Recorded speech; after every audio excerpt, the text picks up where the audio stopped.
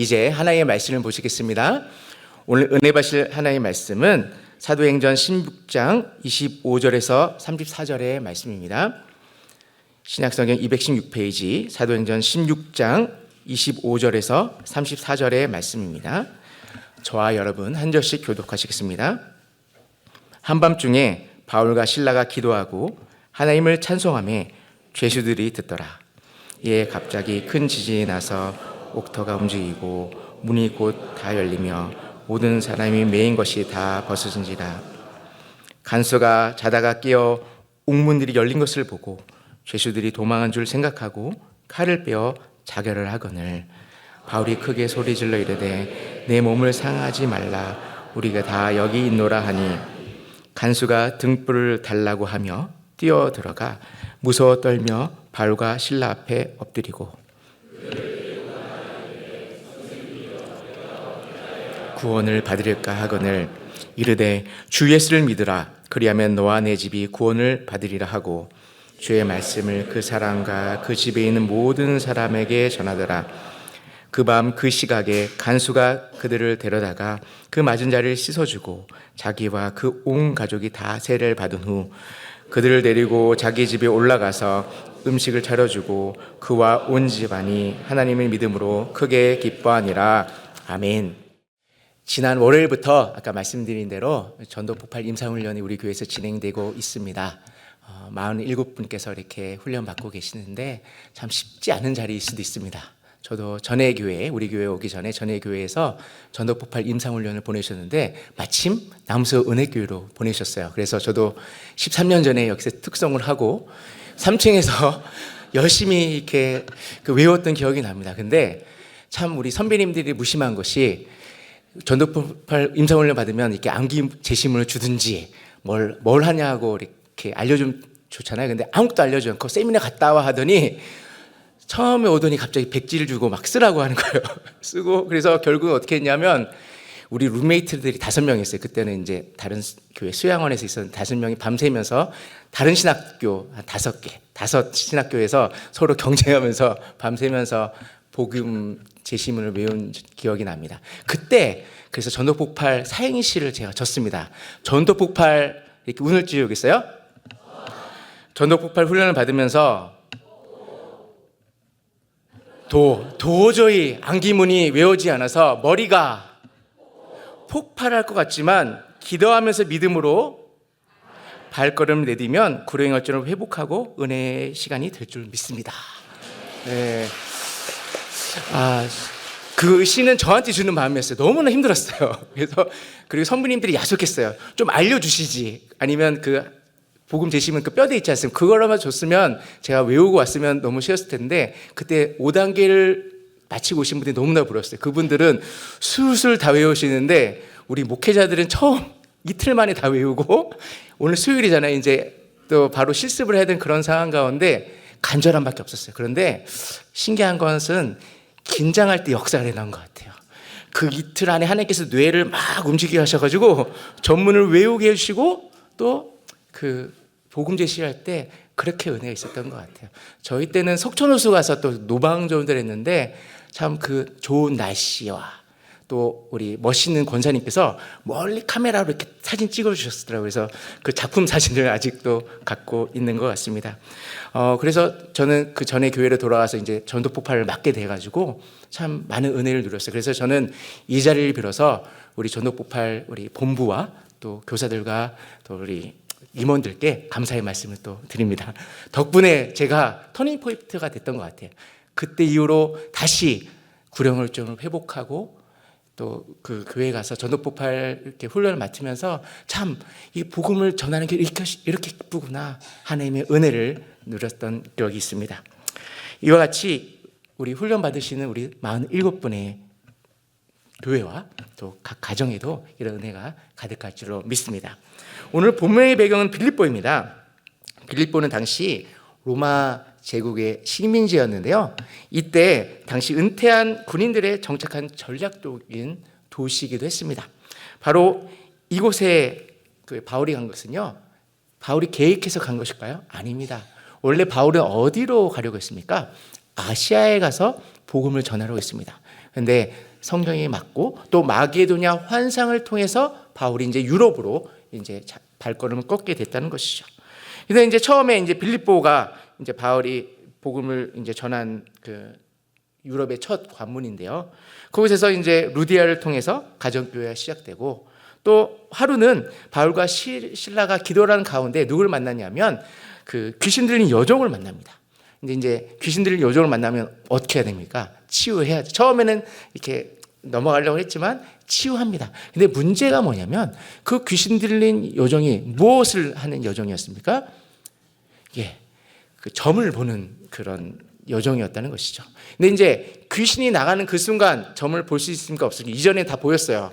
너 뭐 했지? 막 이렇게 이런 식으로 했는데 이제 아무것도 없으니까 주인이 힘든 거예요. 주인이 이 여종 덕분에 그 많은 이제 그동안 많은 그 금전을 벌었는데 이제 그 끊기니까 화가 났다는 것이죠. 그래서 어떻게 합니까? 이제 바울과 실라를 핍박하고 그들을 데려서 관원 앞에 들어가서 이 사람들이 로마를 물러나게 하니 이들을 가두십시오라고 해서 어떻게 합니까? 바울과 실라가 채찍에 맞고 또 감옥에 갇혀서 이제 그런 상황입니다. 오늘 본문은 25절이 그 이후의 상황입니다. 보시면 한밤중에 바울과 실라가 기도하고 하나님을 찬송하겠다고 했습니다. 지금 바울과 실라의 상황이 어떻다고 했습니까? 지금 피가 흐르고 있습니다. 채찍에 맞으니까 피가 흐른 상태이고 또 수갑을 채우신 분이 있습니까? 수갑을 채우면 되게 마음이 좀 힘들다고 하더라고요. 근데 발에 착고를 채운 상황입니다. 너무나 괴로운 상황 가운데서 하나님께 찬양하고 있다는 것이죠. 근데 보통 사람 같으면 이런 상황에선 찬양이 나오지 않습니다. 주님, 제가 선교하고 말씀을 전파했다면 우리 앞길을 열어줘야 되는 거 아닙니까? 이게 뭡니까? 피가 철철 흐르고 착고 찬 그런 이상성이 너무한 거 아닙니까? 라고 불평해야 되지만 오히려 바울과 실라는 기도하고 찬송했다는 것을 알 수가 있다는 것이죠. 이것은 단지 마음을 바로잡기 위한 행동이 아닙니다. 그들의 믿음의 고백이고 하나님을 향한 신뢰의 표현이었다는 것이죠. 그런데 그 시간이 언제였다고 했습니까? 25절 전반절을 보시면 한밤중이라고 했습니다. 여기서 한밤중에는 단지 시간을만 의미하는 것이 아닙니다. 밤, 성경에 밤하면 뭘 의미합니까? 영적으로 침체한 상황, 고난의 때를 또 의미하기도 한다는 것이죠. 우리 삶 가운데도 이런 밤이 찾아올 수가 있습니다. 경제적인 어려움이 찾아올 수도 있고 관계의 어려움이 있을 수도 있고 또 여러 가지 어려움을 가운데 찾아올 수가 있다는 것이죠. 그런데 그 가운데 우리는 무엇을 해야 됩니까? 찬양을 해야 되지만 저도 사실 고난이 오고 터널이 지날 때는 원망이 나옵니다. 주여, 이것이 무엇입니까? 목회의 길을 가면 탁 열어주셔야 되는데 왜 넘어지게 하시고 왜 시험 들게 하시고 왜 이런 어려움 주십니까? 라고 저도 한탄할 때가 한두 번이 아닙니다. 그런데 바울과 실라는 달랐다는 것이죠. 그런 어둠의 순간 가운데 그들은 기도하고 찬양을 했다는 것이죠. 그런데 이 찬양은 말씀드린 대로 단순히 감정의 표현이 아니라 하나님, 이 고난 중에 주님께서 함께 하신 줄로 믿습니다. 주님께서 함께 하시면 이 고난을 이겨낼 수 있을 줄 믿습니다. 그렇게 기도하고 찬양을 했다는 것이죠. 그런데 그 찬양을 누가 듣습니까? 25절 뒷부분을 보시면 죄수들이 들었다고 했습니다. 어쩌면 시끄러울 수도 있을 것 같아요. 자고 싶은데 조용히 해라, 잠잠 자자 막 이렇게 얘기할 수 있지만 죄수들도 좀 신기한 눈으로 바라보지 않았을까요? 그들이 이제 채찍이 맞고 오고 피가 철철 흐르고 착고가 찬 그런 상황에서 찬양하는 바울과 실라를 보면서 어떤 마음이 들었을까요? 그들이 기도한 모습을 보고 어떤 마음이 들었을까요? 이와 같이 말로 하는 전도도 중요하지만 우리가 보여주는 전도도 매우 중요한 것 같습니다.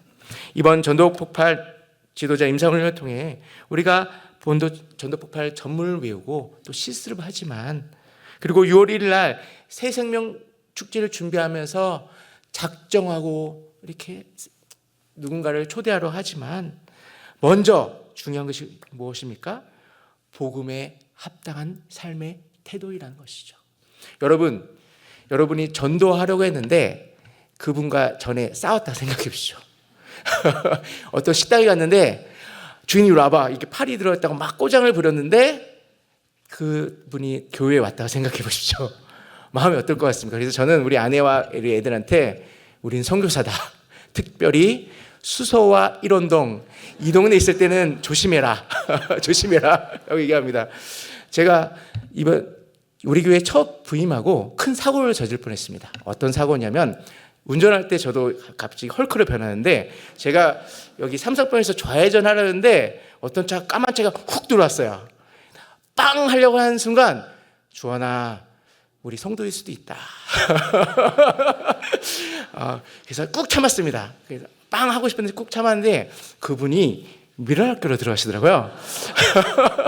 미라클로 들어갔는데 저는 그분의 얼굴 보지 않았습니다. 차종도 제가 보면 잘 외울 수 있는데 차종도 그 번호판도 보지 않고 왜냐 나중에 시험 들 수 있잖아요.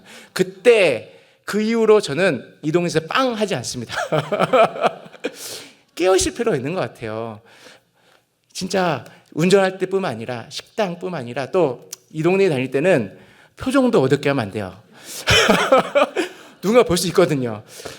그래서 제가 후배들을 보면 웃고 다녀. 특히 여기 일원동에 있을 때 웃고 다니라고 하거든요. 그뿐만 아니라 물론 누구를 위해서 보이는 것이 아니라 우리는 하나님의 외교관이거든요. 그래서 사람들은 보지 않은 것 같지만 우리의 표정, 우리의 태도를 보고 있다는 것이죠. 특별히 가장 무서운 분들이 누굽니까? 같이 사는 분들입니다. 그래서 저는 제 아내와 우리 자녀들 제일 무섭습니다. 왜냐? 집에 갈 때 무장해제가 되게 제일 쉽거든요. 그래서 저번에도 말씀드렸지만 집에 가기 전에 혹시 힘든 일 있다면 풀고 가는 게 제일 좋고 또 우리가 스트레스를 잘못하면 자녀들한테 아니면 배우자에게 풀 수 있는데 절대 그러면 안 됩니다. 여러분 잘 생각할 필요가 있습니다. 여러분과 평생 있을 분이 누굽니까? 우리 배우자이고 자녀입니다. 그래서 저는 자녀와 우리 아내가 싸울 때 누구 편을 드는지 아십니까? 아내 편을 듭니다. 왜 그런지 아십니까? 애들한테 얘기합니다. 너네는 시장가 가면 끝이야.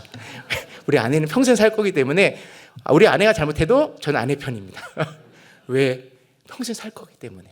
그리고 영적으로 혹시나 시험 드는 경우가 많이 있을 것 같아요. 우리 아내가 은혜가 되겠어요, 저를 보면은.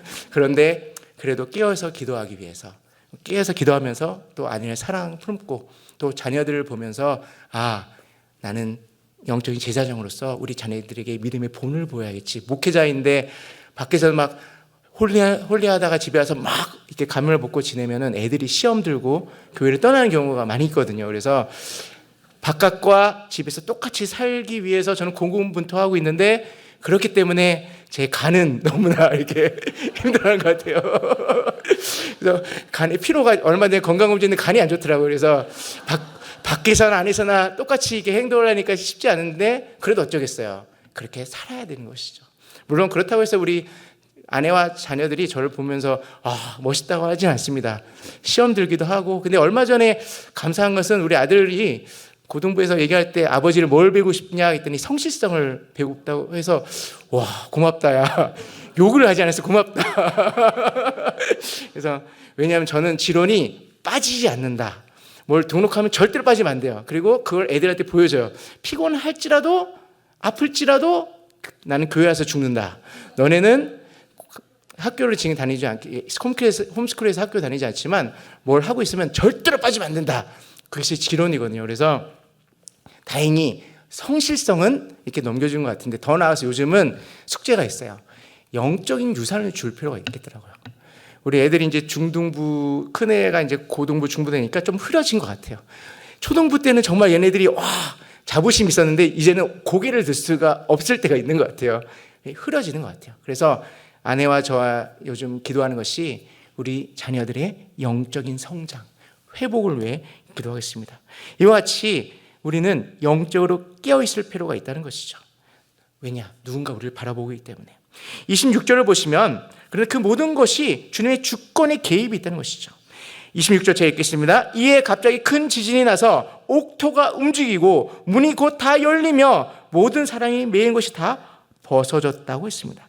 여기서 저는 주목한 단어가 갑자기입니다. 갑자기. 기도와 찬양했더니 갑자기는요, 우리 인간이 할 수 없는 그런 상황인 거예요. 갑자기 지진이 일어난 것이 누구의 개입이 있기 때문입니까? 하나님이 개입하셨다는 것이죠. 하나님께서 역사하셔서 지진이 일어나게 하셨다는 것이죠. 흔들으셨다는 것이죠. 이 지진은요, 바울과 실라의 신앙심의 보상이 아니라 하나님이 이미 복음을 전하기 위해 예배하신 사건인 줄로 믿습니다. 하나님이 전도의 문을 여실 때 환경을 흔드십니다. 흔드신다는 것이죠. 우리 삶 가운데 지진이 일어날 수 있습니다.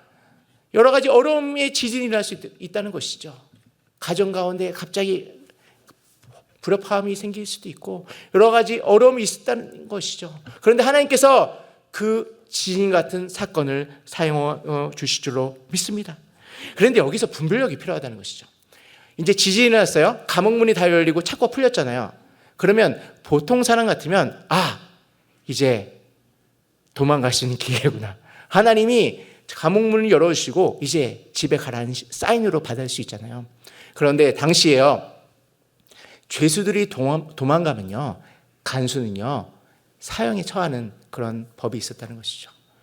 바울과 실라도 알았을 것입니다. 감옥문이 열리고 창고가 풀렸음에도 불구하고 그들은 나가지 않습니다.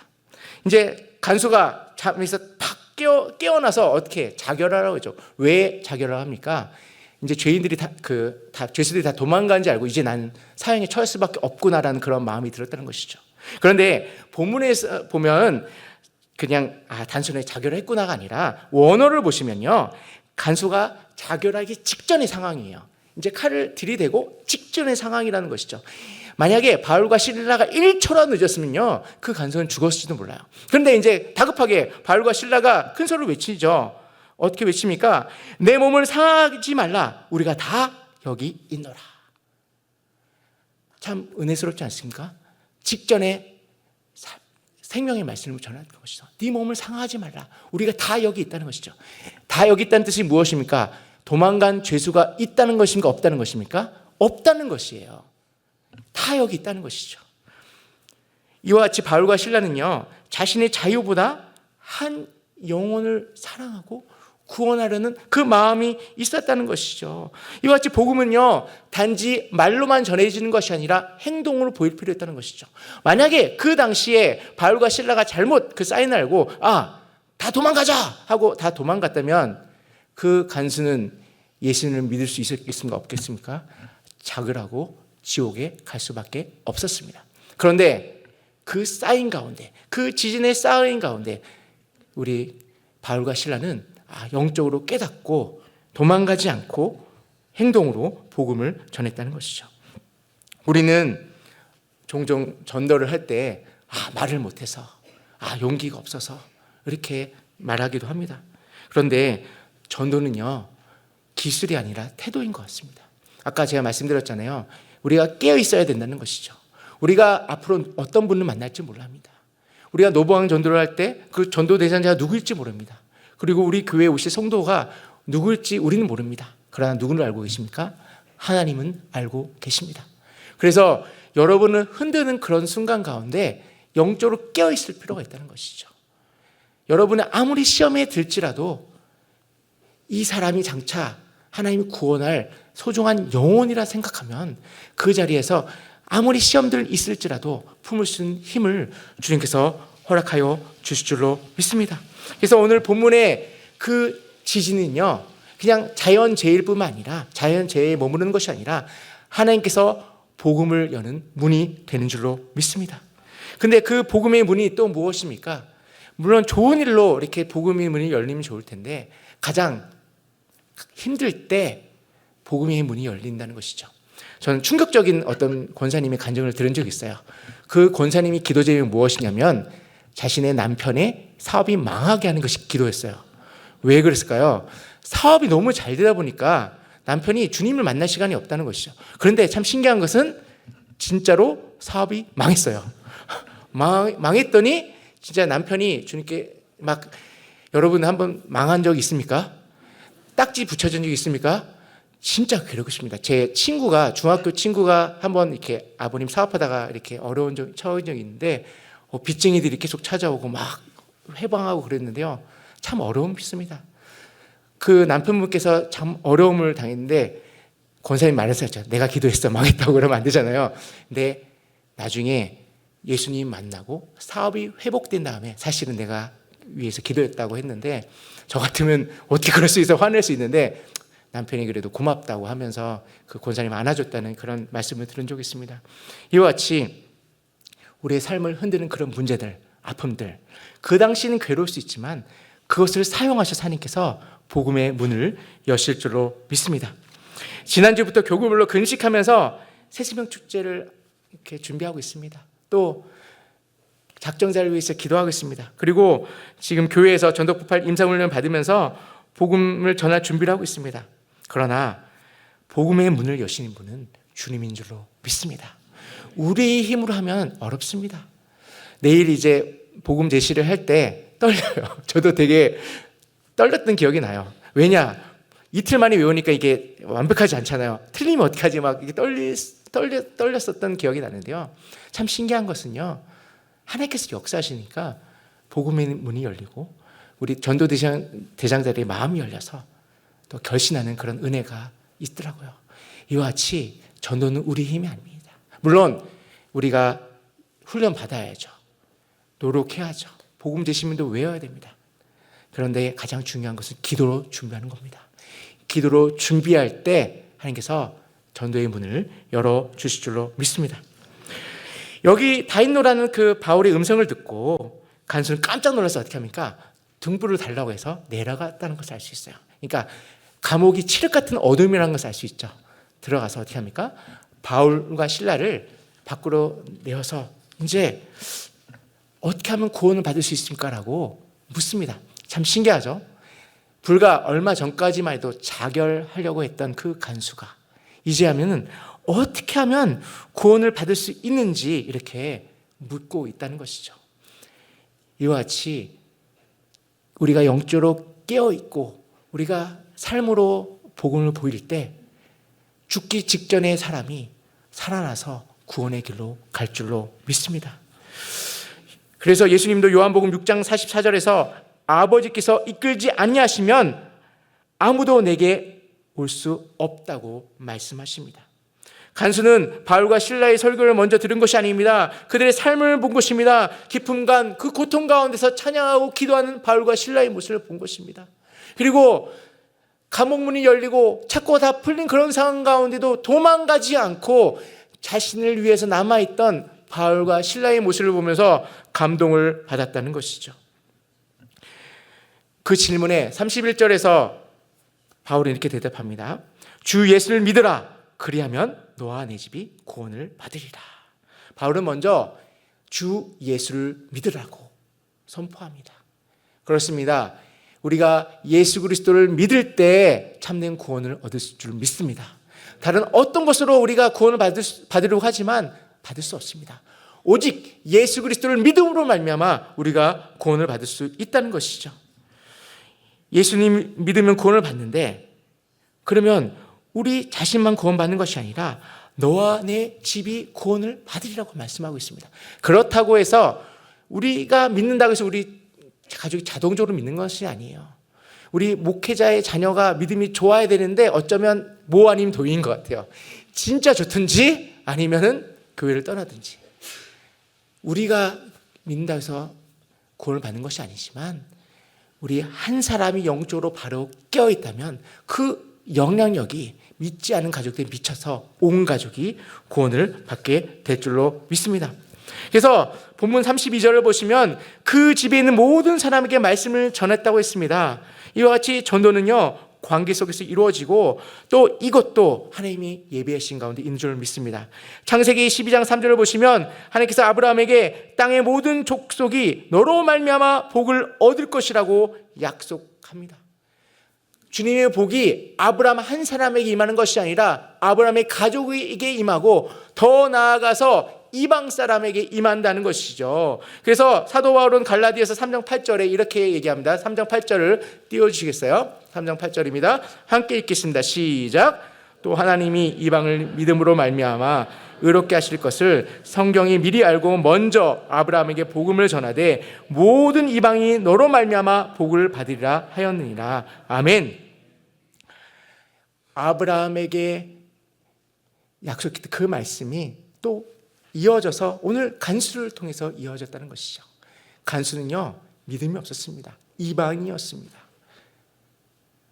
그리고 핍박하는 사람이었습니다. 그런데 그 사람이 변화되어서 주님을 믿게 되고 온 가족이 믿게 되는 은혜의 역사가 있었습니다. 그것이 어떻게 이루어졌습니까? 하나님께서 예비하신 역사인 줄로 믿습니다. 이 자리에 앉으신 우리 성도들도 마찬가지입니다. 하나님께서 태초부터 택정하셔서 우리 주님의 자녀 삼아주시고 이 자리에 보내신 줄로 믿습니다. 또 우리가 훈련받는 이유가 무엇입니까? 그 복음을 우리만 아는 것이 아니라 그 복음을 전하기 위해 우리가 전도 폭발 훈련을 받고 있다는 것이죠. 가장 중요한 것은 주님의 은혜를 간구하는 것이에요. 그래서 본문은요, 2000여 년 전에 그 간수에게 주어진 말씀이 아닙니다. 그 간수에게만 주어진 말씀이 아닙니다. 오늘날 살고 있는 우리에게 주신 말씀인 줄로 믿습니다. 우리가 어떤 어려움이 있을 때 기도하면서 인내하고 기다릴 때 하나님께서 전도의 문을 열어주신다는 것이죠. 33절을 보시면요, 그 밤에 그 시각에 간수가 그들을 데려다가 그 맞은 자를 씻어주고 그와 온 가족이 다 세례를 받았다고 했습니다. 참 신기하죠? 그 밤 그 시각, 몇 시인지는 정확히 몰라요. 근데 더 이상 지체할 시간이 없었다는 것이죠. 바로 그 right now 가서 어떻게 합니까? 그 상처를 씻어주고, 아 미안하다 씻어주고 어떻게 합니까? 온 가족이 와서 다 세례를 받았다는 것이죠.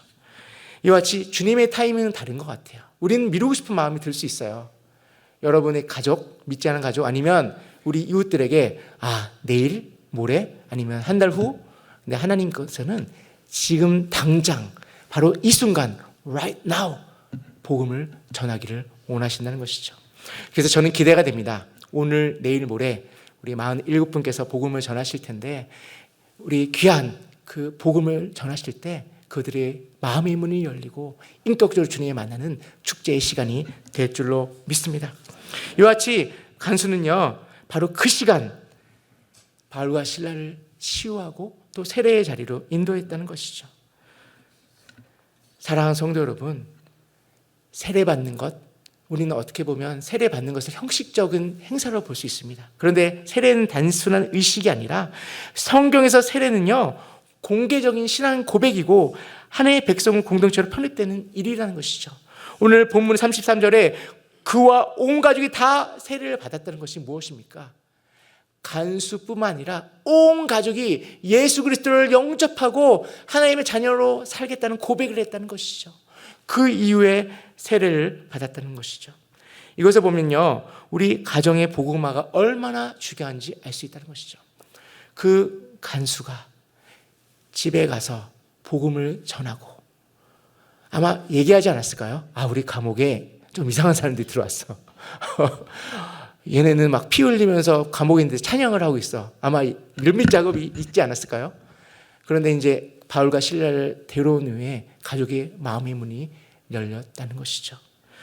34절을 보시면 그가 그들을 데리고 자기 집에 올라가서 음식을 차려주고 그와 온 집안이 하나님을 믿음으로 크게 어떻게 됐습니까? 기뻐하니라 라고 했습니다. 우리 믿는 사람들은요, 늘 기뻐해야 되는 거예요. 여러분, 전도하러 가는데 막 시험을 들고 막 예수님 믿으세요 막 이런 마음을 하면요, 믿고 싶은 분도 믿지 않습니다. 전도할 때는 다 이게 종합 예술인 것 같아요. 옷도 깔끔하게 입어야 되고요, 표정도 좋아야 되는데 그 전도하는데 막 머리가 이렇게 떠 있고 막 이렇게 있고 전도하는데 마스카라 이렇게 번져 있고 막 그러면은 무서워서 복음을 듣지 못하잖아요. 그러니까 진짜 종합 예술인 것 같아요.